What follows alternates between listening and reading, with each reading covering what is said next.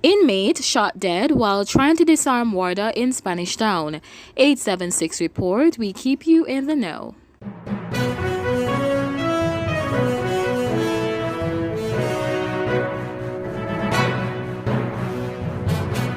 Inmate was fatally shot while trying to disarm a warder while en route to the Spanish Town Hospital on Saturday.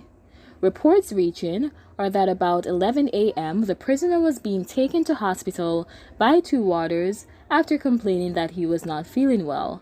It was not disclosed from which correctional facility the prisoner was being transported. Sources report that while en route, the prisoner tried to disarm one of the warders and was shot by the other. He was taken to hospital for treatment where he succumbed to his injuries. 24-year-old man held for lotto scamming in St. James.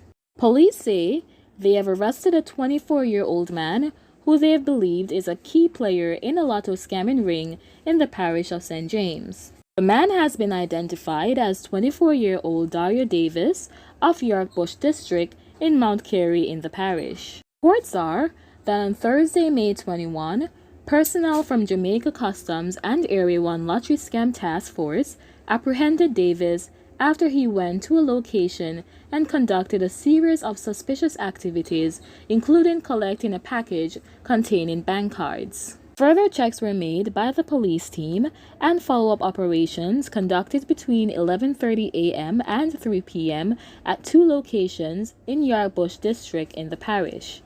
Two cellular phones and information with persons living overseas were found. This was charged with possession of identity information with intent and possession of access device. Police say a court date is being finalized for Davis. Man linked to several robberies held by citizens. Police are hailing residents in sections of Mandeville after they managed to apprehend a man suspected to be behind a number of break-ins in the area. Police report that they were able to make a breakthrough thanks to citizens who held a 47-year-old man identified as one of the main suspects behind the crimes. The man identified as Amar Forbes of North Racecourse Road was apprehended and handed over to the police after residents reportedly spotted him with stockings and other items allegedly stolen from a store in the town center. Police said after the man was handed over to them, other investigations were carried out, and according to the police, Forbes was linked to two other incidents, one on Thursday, May 14, and another on Saturday, May 16.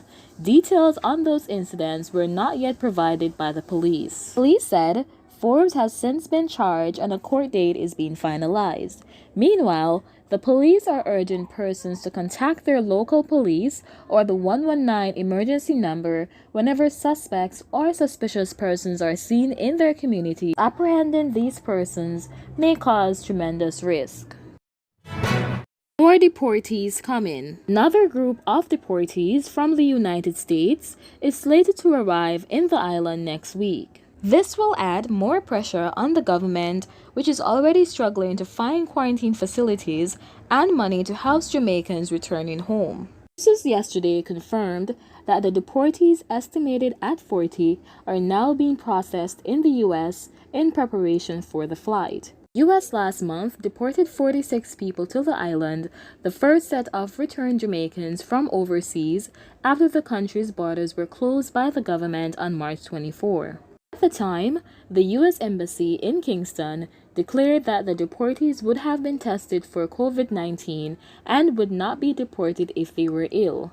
But after they arrived, one member of the group tested positive for the virus. Before the arrival of the deportees last month, Minister of National Security Dr. Harris Chang argued that Jamaica had no choice but to accept the Jamaicans being sent home from the U.S. Thank you for listening 876 Report. Please remember to like, share, comment, and subscribe for further news.